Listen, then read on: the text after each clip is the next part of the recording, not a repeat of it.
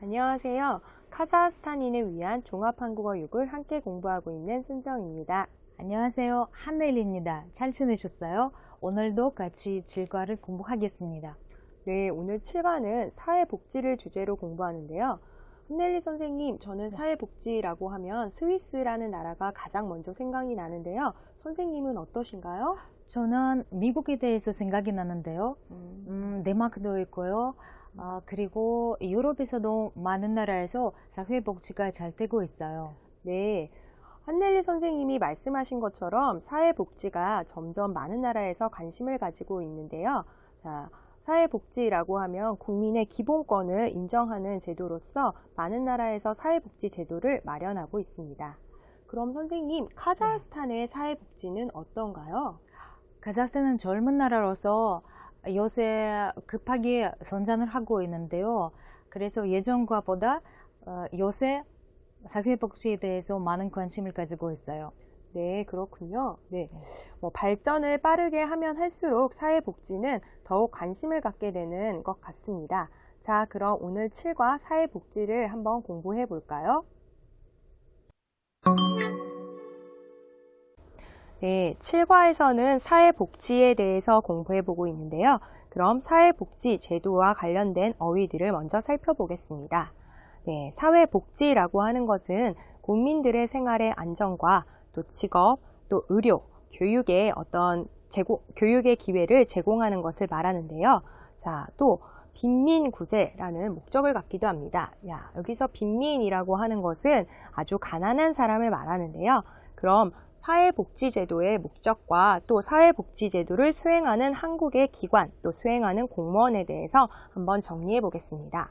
사회복지보장제도라고 하는 것은 가난한 사람을 구제하기 위한 빈민구제와 또 서로 계층 간의 갈등으로 또는 계층 간의 서로 편견이나 오해로 인해 생기고 있는 사회적인 어떤 갈등과 같은 것을 해소하기 위해 통합사회를 목적으로 하고 있습니다.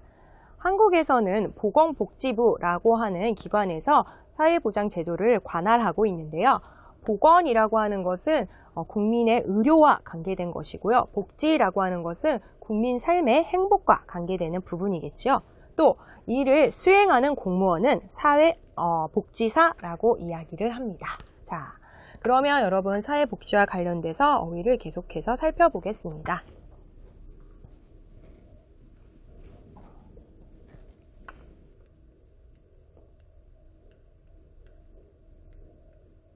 자, 사회복지와 관련돼서는 여러분 여러 가지 복지가 나타나고 있는데요. 그 중에서도 우리가 앞서 배웠던 사회적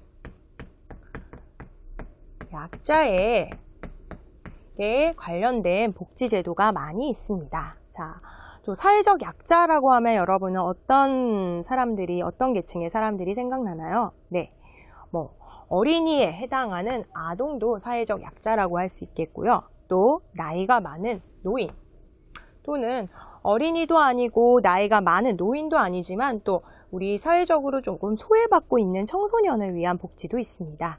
네, 뿐만 아니라 남성보다는 비교적 사회적으로 보장받지 못하는 그런 여성들에 대한 복지도 있고요.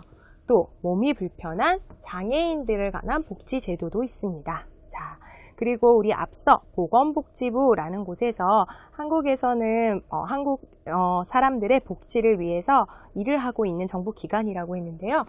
자, 이런 보건, 즉 의료에 관련된 복지도 복지제도로 나타날 수 있습니다. 자, 그러면 다음 어휘들을 한번 살펴보겠습니다.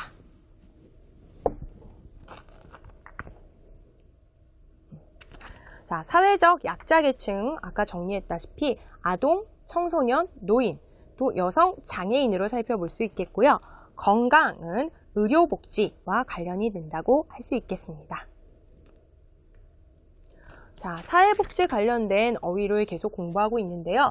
사회복지의 원인을 우리가 한번 생각해 보면 앞서 여러분 배웠다시피 우리 임금의 격차가 굉장히 심하다라고 했는데요. 자, 여기서는 빈보의 격차라고 나타났습니다. 여러분, 빈보라고 하면 가난한 사람과 또 돈이 많은 부자인 사람을 이야기하는데요. 자, 요즘은 빈익빈 부익부라고 해서 가난한 사람은 더욱 가난해지고 부자인 사람은 더 돈이 많아지고 그런 현상이 일어나고 있습니다. 자, 이런 현상이 계속되면 빈부의 격차는 아주 심화되겠죠? 심화되다라고 하는 것은 계속해서 강화된다라는 뜻으로 표현할 수 있겠습니다. 자, 빈부 격차의 심화는 또 어떤 것을 만드나요? 사회적 불평등을 만들겠지요. 자, 우리가 계층 간에도 여러 가지 갈등과 문제가 있겠지만 또 이런 문제와 갈등은 결국 사회적으로 어떤 편견이나 불평등을 심화시킵니다. 자, 그래서 가난한 사람은 정말 먹고 살기 위해서 돈을 벌는 생계가 어려울 정도인데 부자인 사람은 그렇지 않고 더욱 잘 살게 되는 그런 문제를 해결하기 위해 사회복지에선 여러 가지 제도를 마련하고 있습니다. 자, 우리 앞서도 어떤 복지 제도가 있는지 사회적 약자에 대해서 한번 살펴보았는데요. 이번에는 기초생활수급자라는 표현을 한번 살펴볼까요? 기초생활수급자라고 하면은 여기서 말하는 기초생활이라는 것은 주거나 또 의료, 또 교육 등 최저로 생활을 할 수 있는 생활비를 말하는데요. 자, 이런 스스로 그런 비용을 마련하지 못하는 여러 사회적 약자 계층들에게 사회복지 제도를 마련해서 어떤 일정한 기준을 두고 그 사람들을 복지 제도 안에서 도와주는 것을 사회복지 제도의 하나로 볼 수 있는데요. 기초생활수급자에 해당하는 기준의 사람들을 살펴보면 다음과 같은 사람들이 있습니다. 우리 아까 아동복지에 대해서 살펴봤는데요. 결식아동이라고 하는 아동은 어린이들은 제때 밥을 먹지 못하는 어린이를 말합니다. 또 소년, 소녀 가장이라고 돼서 아까 청소년과 관련된 제도도 있었는데요. 소년, 소녀는 말 그대로 부모님이 안 계셔서 소년이나 소녀, 즉 청소년이 집안의 어른 역할, 즉 집안의 가장의 역할을 하는 사람을 말합니다. 또 우리 앞서 살펴봤던 장애인과 관련된 어떤 그런 사회적 약자 계층도 살펴볼 수 있겠죠. 자, 그리고 한국에서는 요즘 이혼이라든지 결혼을 하지 않는 사람들, 또 여러 가지 이유로 한 부모만 있는 그런 가정들이 늘고 있는데요. 자, 이런 가정들에서도 어떤 기초생활수급자의 대상의 기준이 될 수 있습니다. 또 여러분, 소득이 낮은 우리 저소득층도 당연히 기초생활수급자의 대상이 될 수 있겠지요. 자, 기초생활수급자는 소년, 소녀 가장, 결식아동, 한부모 가정을 말할 수 있습니다. 자, 그럼 이제까지 배운 내용을 한번 정리해서 살펴보면 사회적 약자들이 어떤 약자들을 위해서 사회복지 제도가 더욱 활성화돼야 된다라는 이야기가 높아지고 있는데요. 사회적 약자로는 아동, 청소년, 여성, 노인, 장애인, 또 그리고 저소득층으로 살펴볼 수 있을 것이고요. 아동은 아동 안에서도 또 밥을 잘 먹지 못하는 결식아동을 살펴보았습니다. 또 청소년은 부모가 있지 않아서 부모의 역할을 하고 있는 소년, 소녀 가장을 있었고요. 여성의 경우만 꼭 나타나는 것은 아니지만 대부분 여성의 경우에서 나타나는 한부모 가정도 살펴볼 수 있었습니다. 또 저소득층에서는 빈부의 격차, 또 빈민구제와 같은 문제들을 우리 살펴보았습니다. 자, 사회보장제도는 사회적 약자를 보호하고 국민의 기본적인 생활 수준을 보장하기 위한 활동입니다. 자, 우리 사회복지에 대해서 여러 가지 어휘를 배워보았는데요. 그럼 한넬리 선생님과 더 연습해 보시기 바랍니다. А теперь посмотрим несколько примеров с использованием слов, которые вы сегодня прошли. Итак, у нас слова на выбор. Это со년, со녀, 가장. 가장 – это у нас глава семьи. И получается, что дети становятся главой семьи. То есть дети без родителей вообще, или дети, у которых один родитель остался, которые берут на себя обязанность по обеспечению, финансовому обеспечению младших сестер или братьев. Затем у нас сахве поджанг чедо, то есть чедо это система, сахве общество и поджанг это защита, получается система социальной защиты. Затем чосодыкчин, чин это слой, получается слой малообеспеченных. затем 결식 아동, 아동 это дети, поэтому голодающие дети. И 빈부 격차, 격차 это разница, соответственно получается разница между богатыми и бедными. Это в плане денег. Итак, посмотрим первый пример. 국민 모두가 인간다운 생활을 할 수 있게 하기 위해서 что-то там 이가 잘 마련돼야 한다. Итак, необходимо хорошо подготовить что-то для того, чтобы все граждане страны имели жизнь, достойную звания человека. И сюда, конечно же, подходит слово 사회 보장 제도, то есть система социальной защиты надо подготовить. Посмотрим второй пример. 부자와 가난한 사람의 경제적 차이를 빈부격차라고 한다. То есть 빈부격차 это называется такая экономическая разница между богатыми и бедными людьми. И третий пример это у нас 낮은 소득과 낮은 소비 수준을 특징으로 하는 저소득층을 위한 제도가 마련되어야 한다. Это означает, что необходимо, опять же, подготовить систему для слоя малообеспеченных людей, имеющих особенности какие? 낮은 소득, то есть низкий доход, имеющих низкий доход, и 낮은 소비 수준, то есть и низкую покупательную способность.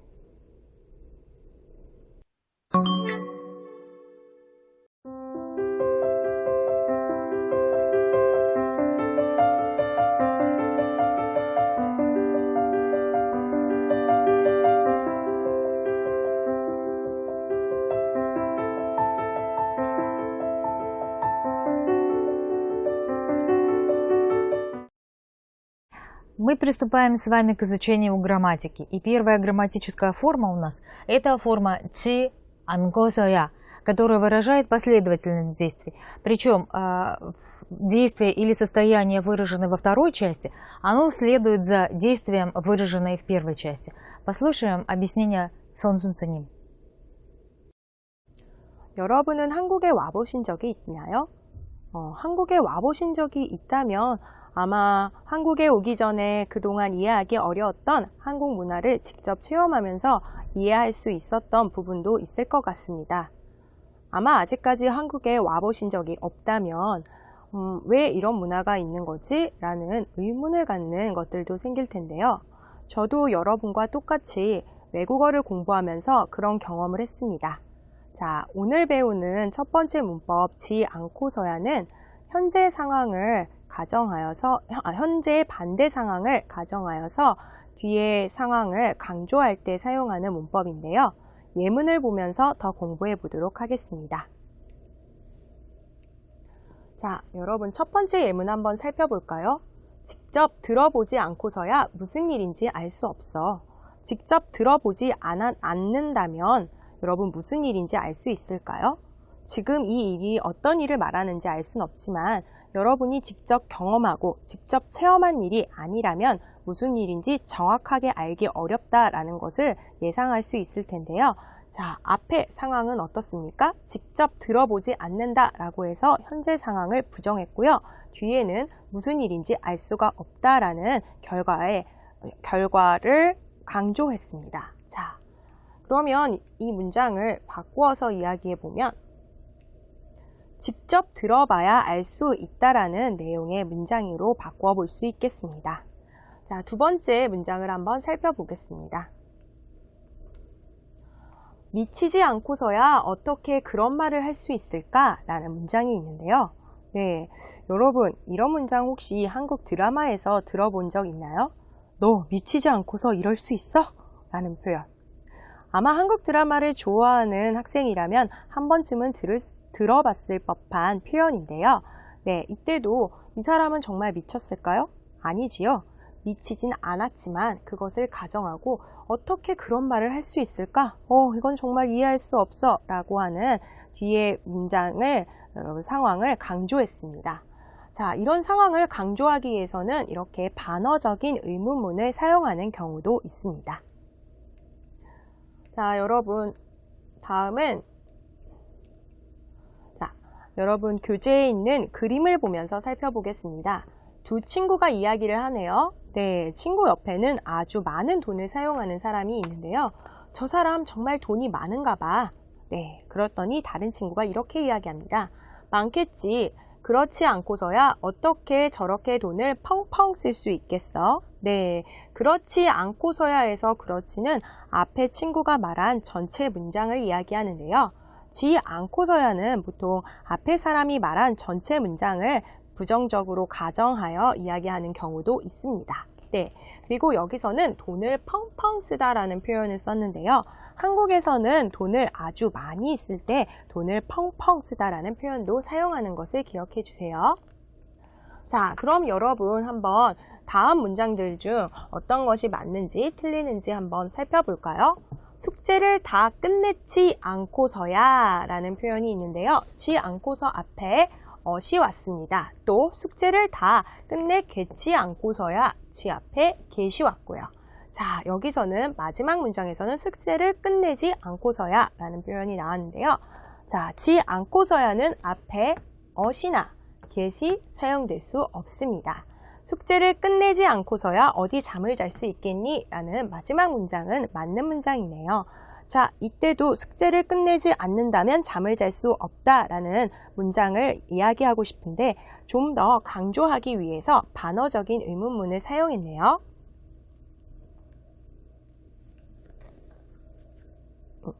자, 여러분, 그럼 우리 지 않고서야를 정리해 봅시다. 지 않고서야는 아시나 get과 같은 어미와는 어울려서 사용될 수 없고 앞의 내용을 현재 상황을 부정해서 뒷문장을 강조할 때 사용하는 표현입니다.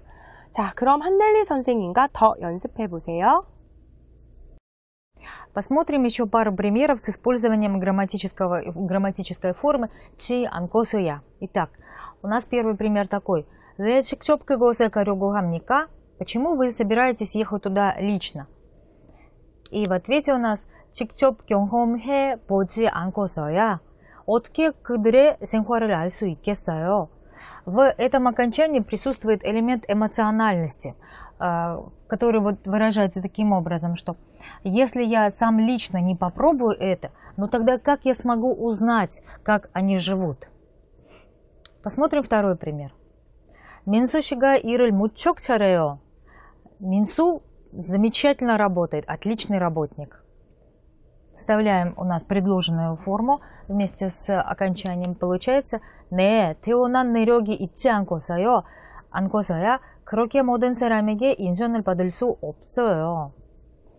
То есть, если не иметь таких выдающихся способностей, то невозможно получить признание у всех людей. Имеется в виду, что невозможно заслужить уважение всех людей. И следующая грамматическая форма, к которой мы сейчас приступаем, это форма 을, ба, 아니다. То есть, кого-то не касается. Например, это меня не касается, это его не касается. Послушаем объяснение 선생님. 네, 오늘 배우는 두 번째 문법은 을, 바가 아니다입니다. 자, 여기서 여러분 바는 일이나 방법을 이야기할 때 사용할 수 있습니다. 그럼 오늘은 예문을 살펴보면서 더 공부를 해보도록 합시다. 자, 그 일은 우리가 걱정할 바가 아니다. 자, 어떤 일인지 모르겠지만 아마 여러 사람들이 걱정하고 있는 일인 것 같습니다. 하지만 우리가 걱정할 바가 아니라고 이야기하면 그 일은 우리가 걱정할 일이 아니다 라고 해서 바는 일로 바꾸어 사용해도 같은 의미로 사용될 수 있습니다. 자, 두 번째 문장 한번 살펴볼까요? 자, 개인 생활은 남들이 상관할 바가 아니므로 자, 여러분은 어떠십니까? 여러분 생활에 다른 사람들이 이렇게 해라, 저렇게 해라 이런 이야기를 하면 기분이 좋으신가요? 아니면 다른 사람들이 그렇게 하지 마, 저렇게 해 라고 하면 기분이 좋으신가요? 네, 이렇게 다른 사람들이 내가 하는 일에 대해서 어떤 방향성을 자꾸 이야기하는 것을 상관하다 라는 표현을 하는데요. 이때도 개인 생활은 다른 사람들이 상관할 바가 아니라는 표현에서 상관할 일이 아니라 라는 문장으로 바꾸어 말할 수 있겠습니다. 그러니 너무 간섭하지 않도록 해야겠죠? 자, 여러분. 마지막 문장을 한번 살펴볼까요? 그림에 보면 저기 있는 어떤 사람, 여러분도 그림에 보시면 저 사람 불쌍해 보이시나요? 네, 굉장히 추워 보이고 또 돈도 없어서 힘들어 보이는데요. 자, 여자가 이렇게 이야기합니다. 정말 불쌍해 보인다. 우리가 좀 도와주자. 그런데 그 말에 남자는 동의를 하나요? 아니요, 동의하지 않네요. 이건 내가 알 바 아니야. 추운데 빨리 가자. 자, 여기서도 을, 바를 사용해서 여러분 어떻게 이야기를 했나요? 내가 알 일이 아니야. 내가 간섭할 일이 아니야. 이런 의미로 사용이 되었습니다. 자, 여러분, 의 바는 내가 상관할 바가 아니다. 내가 알 바가 아니다. 남들이 상관할 바가 아니다. 와 같이 문장 형태로 많이 사용되는데요. 이것은 관용 표현처럼 자주 사용되는 문장이니까 여러분이 문장을 익혀두셔서 사용될 수 있는 상황에서 잘 이용해 보시기 바랍니다. 자, 다시 한번 여러분 읽어볼까요? 내가 알 바가 아니다. 남들이 상관할 바가 아니다. 네. 자, 을 바에서 을 바가 아니다에서 바는 이라고 방법을 표현할 때 사용됐고요. 지금 칠판에 있는 두 문장이 자주 사용되는 표현이니까 여러분 꼭 기억해 주세요. 자, 그럼 한넬리 선생님과 더 많이 연습해 보시기 바랍니다.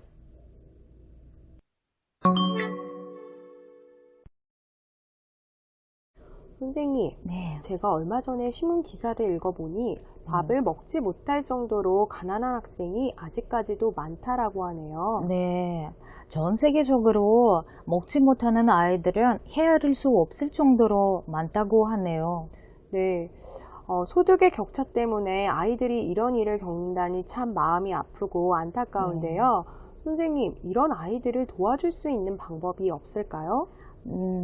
118쪽 보시면은 서울에서 방학 동안 학생들에게 지원을 한다는 것을 읽으실 수 있을 거예요. 네, 요즘 많은 기업에서도 결식 아동을 돕는다라는 기사도 본 것 같은데요. 네. 그럼 듣기를 듣고 이야기를 더 나누어 보겠습니다. 서울시가 밥 굶는 아이가 없는 겨울방학을 만듭니다. 서울시는 오는 20에서 23일 방학 이전에 소년, 소녀 가장, 한부모 가족 등 식사를 제대로 챙길 수 없는 환경의 아이들을 위해서 보건복지부가 명시한 아동복지 프로그램을 이용하는 아동 중 구청장이 급식 지원이 필요하다고 인정한 아동의 실태 조사를 하고 급식 지원을 할 계획입니다. 올해 여름방학에 급식 지원을 받은 아동은 별도의 신청을 하지 않아도 지원이 이루어지며 신규 신청은 거주지 동주민센터나 시 다산 콜센터로 하면 됩니다. 겨울방학 급식 지원 대상자가 지난 여름방학보다 5% 증가한 5만 4천여 명에 이를 것으로 내다보고 있습니다. 급식은 종합사회복지관, 지역 아동센터 등 취사 장비를 갖춘 시설에서 아동 프로그램과 연계하여 이루어집니다. 시는 단체 급식소, 도시락 업체 등을 관련 시설에 참여를 확대하는 한편 일반 음식점에서도 급식 전자카드를 사용할 수 있도록 지정 음식점을 확대할 예정입니다. 그리고 급식과 더불어 식중독 발생 예방을 위한 위생교육과 지도 점검을 실시하여 안전한 급식 지원이 되도록 한다는 방침입니다. 여러분, 내용 잘 들으셨나요? 한넬리 선생님, 서울시에서는 어떤 아동들에게 급식을 제공할 계획이라고 하나요? 네. 소년, 소녀 가장, 한부모 가족이라는 아이들에게 지원을 할 계획이 있는 거예요. 네, 소년, 소녀 가장이나 한부모 가족의 아이들은 아무래도 식사를 챙겨 먹기가 쉽지 않을 것 같습니다. 네. 자, 그럼 선생님, 지원 신청은 어디에서 할 수 있나요? 네. 동주민센터 아니면 다산 콜센터를 하면 돼요. 네, 그렇군요. 자, 이런 학생들에게 제공하는 장소는 단체 급식소 또 일반 음식점으로 들 수 있겠는데요. 이런 곳에서도 학생들이 음식을 제공받을 수 있다니 아마 급식이 활발하게 이뤄질 것 같습니다. 자, 그럼 내용을 정리해 볼까요? 네, 오희 준실로 살펴봅시다. 급식 지원, 전년 전혀 가장, 한부모 가족, 동주민센터, 다산 콜센터, 단체 급식소, 일반 음식점. 여러분, 주요 표현을 빈칸에 넣어서 이야기해 보세요. 네, 모두 이야기 잘 해보셨나요? 자, 그럼 글을 완성해 보겠습니다. 서울시에서는 소년소녀 가장과 한부모 가족 등 결식 아동에게 급식을 지원할 계획입니다. 지원 신청 장소는 동주민센터와 콜센터에서 할 수 있습니다. 제공 장소는 단체 급식소, 일반 음식점이라고 합니다. 자, 여기까지 우리 사회복지에 대해서 살펴보았는데요. 선생님, 사회복지는 계속 확대되는 것이 좋을까요? 글쎄요, 어려운 질문이네요. 복지를 확대를 하려면 세금을 더 내야 한다는 게 아닐까요? 네, 선생님 말씀에 저도 동감합니다. 복지를 확대하려면 아무래도 돈이 필요하게 될 것이고요. 국민 입장에서는 세금을 더 내게 된다면 부담이 큰데요. 네. 지금 현재도 육아, 교육, 주택 등 어떤 개인적으로 긍정적인 부담이 큰데 세금을 더 낸다면 글쎄요, 복지 확대가 꼭 필요한 걸까요? 네, 여러분 생각이 어때요? 복지 확대를 해야 할까요? 복지 확대를 하려면 무슨 문제가 생길 수 있을까요? 네, 여러분, 복지 확대에 대해서 여러분의 의견을 한번 생각해 보세요. 자, 그럼 저와 한넬리 선생님의 복지 확대에 대한 부정적인 견해에 대해서 한번 정리해 보겠습니다. 지속적인 성장을 하려면 복지에 대한 투자가 필요할 것입니다. 그러나 교육이나 육아, 주택 등의 문제로 경제적인 부담이 큰 현실에서 복지를 확대하기 위해 세금을 더 내야 한다면 복지 확대는 지양해야 한다고 생각합니다. 여러분도 이런 부정적인 견해를 가지고 계신가요?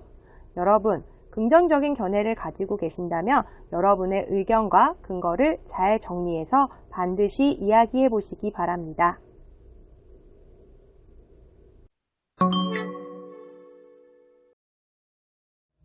자, 오늘 읽기는 교재 122페이지 읽고 써봅시다입니다. 여러분 122페이지를 보세요. 자, 여러분은 사회복지의 날이라는 그런 날에 대해서 들어보신 적이 있나요? 네, 저도 사회복지의 날이 있는 것을 처음 알았는데요. 매년 9월 7일이 사회복지의 날이라고 합니다. 사회복지라는 주제로 오늘 7과에서 계속 공부를 하고 있는데요. 그럼 오늘 읽기를 읽어보면서 사회복지에 대해서 더욱 알아봅시다. 자, 여러분, 우리 읽기를 읽을 때는 언제나 핵심 어를 중심으로 또 핵심 문장을 잘 정리해 보라고 이야기했습니다. 자, 처음에 우리 이야기하는 읽기의 내용은 뭡니까? 자, 사회복지의 개념에 대해서 이야기를 하고 싶은데요. 자, 개념이 어떤 개념이 있는지 한번 살펴볼까요?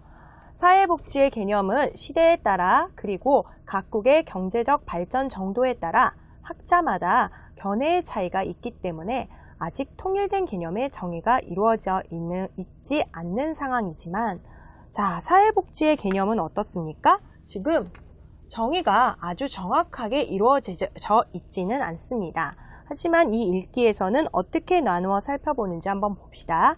사회복지의 개념을 좁은 의미로 사용할 때, 네, 여러분, 어떤 개념을 설명할 때는 좁은 의미와 또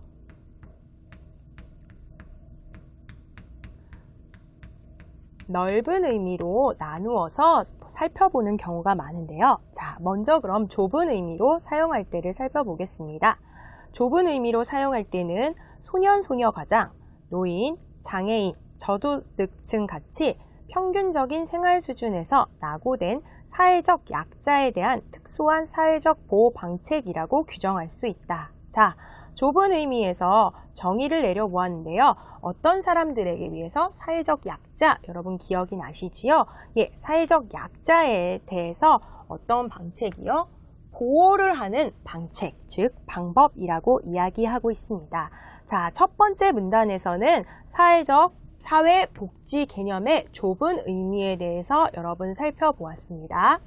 자, 사회복지의 좁은 의미를 살펴보았으니 우리 아까 이야기했던 넓은 의미도 살펴볼 수 있겠지요? 자, 그럼 사회복지의 넓은 의미로는 어떤 내용이 나와 있는지 한번 정리를 해서 읽기에서 살펴봅시다. 자, 선생님이 말했던 내용이 그대로 나왔죠? 좁은 의미, 반대 넓은 의미. 자, 아까 좁은 의미에서는 누구를 위한 방책이었나요? 사회적인 약자를 위한 방책이었습니다. 하지만 넓은 의미에선 어떻게 이야기하죠? 사회적 약자뿐만 아니라 그러면 사회적 약자 이외에 더 넓은 범위를 이야기할 수 있겠는데요. 사회 모든 구성원에게 삶의 질적 향상을 추구하는 보편적인 복지로 그들이 속해 있는 사회와 적절한 관계를 확보할 수 있는 수단을 제공하는 계획적인 사회적 서비스 또는 시설 체계로 규정할 수 있다. 네, 아까 좁은 의미에서도 규정할 수 있다라는 표현으로 살펴봤는데요. 넓은 의미에서도 마찬가지네요. 하지만 그 대상이 조금 달라졌습니다. 아까 좁은 의미에서는 대상이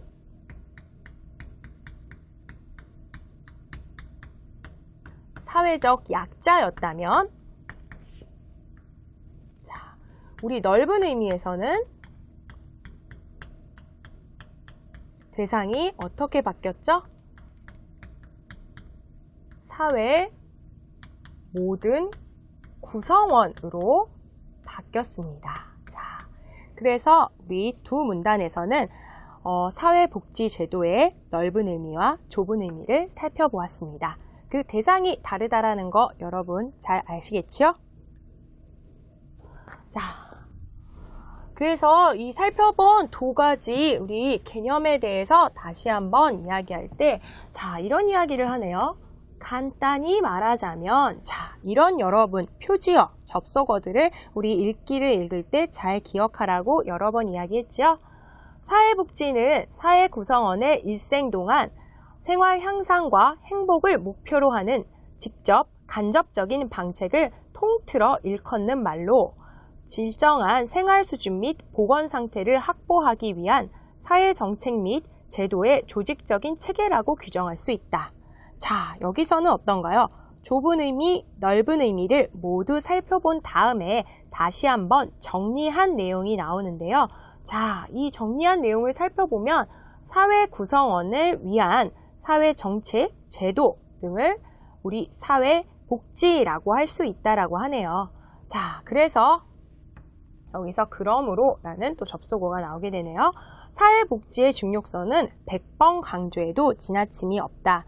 네, 어때요? 좁은 의미로 살펴봤을 때는 사회적 약자에게 필요했고요. 넓은 의미로 살펴봤을 때는 사회 구성원 전체에게 필요했습니다. 그래서 이 내용을 정리하면 사회복지는 우리 모두의 생활 수준과 보건 또 이런 것들이 조직적인 체계를 이루어서 일어나고 있는 하나의 제도라고 할 수 있기 때문에 중요하다라는 내용이었습니다.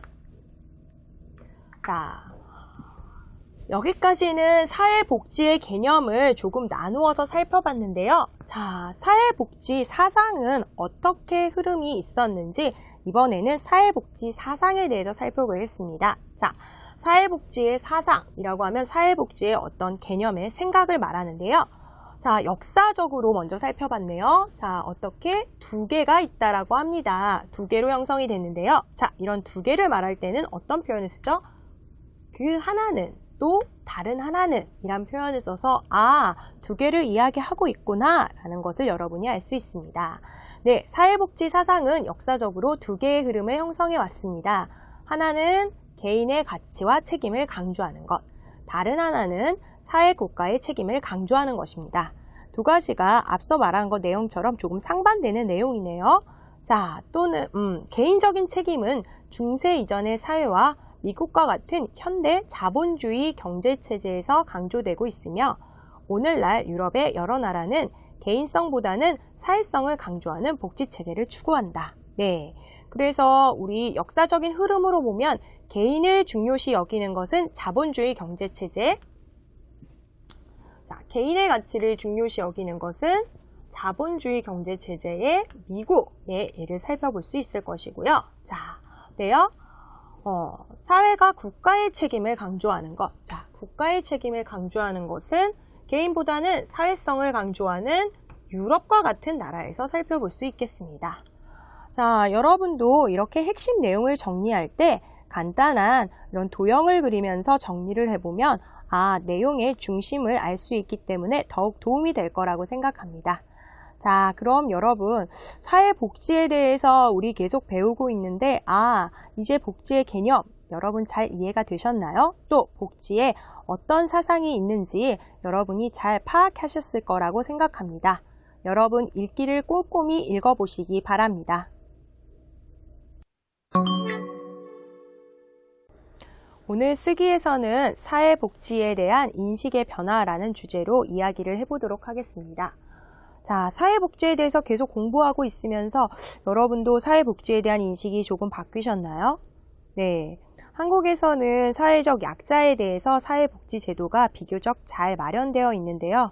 그럼에도 불구하고 여러 가지 사회 문제가 일어나고 있어 사회복지에 대해서는 여러 가지 이야기가 있습니다. 자, 그럼 사회복지에 대한 인식의 변화를 살펴보기 위해서 들어갈 내용을 알아볼까요? 자, 한국의 상황을 먼저 한번 살펴봐야겠죠? 여러분은 카자흐스탄의 상황을 한번 생각해 보십시오. 사회복지가 어떻게 이루어지고 있는지, 또 그런 복지가 왜 이루어지게 됐는지 여러분도 한번 고민해 보시기 바랍니다. 자, 그리고 두 번째는 사회복지가 필요한 이유에 대해서 이야기를 해야 되겠는데요. 사회복지가 필요한 이유는 여러 가지 이유가 있겠죠. 이따가 다시 한번 살펴보기로 하고요. 자, 마지막으로 사회인식 변화를 촉구하는 내용으로 우리 내용이 마무리되면 사회복지에 대한 인식 변화에 대한 글을 완성할 수 있겠습니다. 자, 한국 상황을 먼저 살펴볼까요? 네, 한국은 빠른 경제 성장으로 빈부격차가 심화되었는데요. 여러분도 아시다시피 한국은 아주 빠르게 발전한 경제 국가 중에 하나입니다. 자, 이런 빠른 발전은 긍정적인 여러 가지 긍정적인 모습도 보여줬지만 또 빈부격차의 심화로 계층 간의 문제와 갈등을 일으키기도 하는 부정적인 모습을 보여줬습니다. 자, 그리고 또 빠른 경제 성장으로 여러 가지 사람들의 가치관의 변화가 일어나게 됐고요. 이런 가치관의 변화가 결혼 간의 변화도 이뤄지겠습니다. 또 그런 결혼 간의 변화로 결혼을 하지 않는 그런 사람들도 많이 늘어나게 되었고, 또 결혼을 하더라도 또 아이를 낳지 않거나 또 아이를 낳더라도 아이를 많이 낳기보다는 한 명 정도 낳는 그런 가정들이 늘고 있습니다. 자, 이런 문제들로 인해서 출산율이 저하가 됐고요. 또 한국 사람들은 아주 건강을 소중하게 생각하고, 또 요즘에는 운동도 아주 열심히 하죠. 또 이런 경제 사정이 발달하고 음식들도 아주 풍요로워지면서 오랫동안 장수하는 사람들이 생겨났는데요. 이런 문제는 고령화로 인한 노인 문제가 발생하게 되는 이런 한국의 상황을 살펴볼 수 있겠습니다. 자, 여러분 카자흐스탄도 비슷한 상황인가요? 자, 카자흐스탄의 상황을 여러분 잘 생각해 보시면서 정리해 보세요. 자, 이런 한국의 상황에서 사회복지는 왜 필요할까요? 그냥 빈익빈 부익부라면 잘 사는 사람은 계속 잘 살고 또 못 사는 사람은 계속 못 살게 되는 격차가 점점 벌어지게 될 텐데요. 이렇게 격차가 점점 벌어지게 되면 사회 발전이 빠르게 일어나기 어렵겠죠. 아마 지속적인 성장을 하려면 복지에 대해서 투자를 하는 것이 필요하다라는 것이 이런 사회복지가 필요한 이유가 되겠습니다. 자, 그럼 마지막으로 사회 인식의 변화를 촉구하는 내용을 한번 살펴볼까요? 저출산, 고령화, 빈부격차의 문제를 극복하고 삶의 질적 만족을 위해서는 인식의 전환과 정부의 노력이 필요하다라고 이야기를 해서 사회 인식의 변화가 있어야 사회 복지에 대한 인식이 변화할 수 있다라는 내용을 정리해 보았는데요. 자, 여러분 122페이지의 마지막 문단을 보면 이런 내용이 나와 있습니다. 우리가 이제까지 열심히 쓰기로 글을 구성했던 내용인데요. 자, 완성된 글을 한번 살펴보겠습니다. 우리나라는 지난 수십 년에 걸쳐 괄목할 만한 경제 성장을 이루었다. 우리는 그동안 경제 성장만 하면 사회복지 정책 없이도 잘 살 수 있다고 생각했으나 최근 이러한 믿음이 깨져버렸다. 가정의 모든 부담을 떠넘겨 출산율이 저하되고 빈부격차도 심화하고 있다. 고령화로 인한 노인 문제도 심각한 실정이다. 자, 앞서서 살펴본 한국의 상황이지요.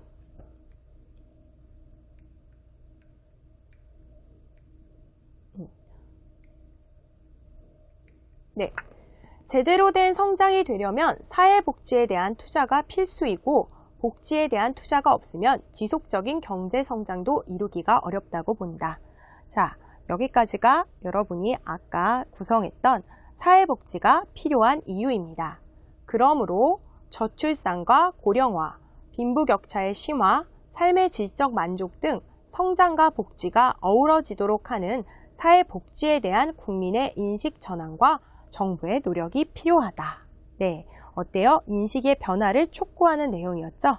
자, 여러분이 122페이지에 있는 내용을 다시 한번 확인해 보면서 여러분이 완성한 글과 비교해 보시기 바랍니다. 넬리 선생님, 한국에서는 어려움을 겪을 때 애를 먹다라는 표현을 사용하는데요. 혹시 카자흐스탄에서도 이런 상황에서 사용하는 표현이 있나요? 네, 카자흐스탄에서는 tяжело достал지라는 비슷한 표현이 있어요. 네, 그렇군요. 저는 얼마 전에 컴퓨터가 고장나서 애를 먹은 경험이 있는데요. 네. 혹시 한넬리 선생님도 그런 경험이 있으신가요? 네, 한국에 올 때 비행기표를 구하느라고 얼마나 애를 먹었는지 모르겠어요. 네, 아주 고생이 많으셨겠네요. 자, 여러분도 126페이지에 있는 어휘와 표현을 잘 익혀보세요. 자, 오늘은 저희 7과에서 사회복지에 대한 어휘와 표현을 배웠는데요. 자, 오늘 배운 표현도 여러분들이 잘 활용해 보시기 바랍니다. 네, 다음 시간에 공부할 때 애 먹지 않도록 미리미리 연습을 해보세요. 네, 여러분 오늘 7과 공부는 여기까지 하겠습니다. 다음 시간에 만납시다. 수고하셨습니다.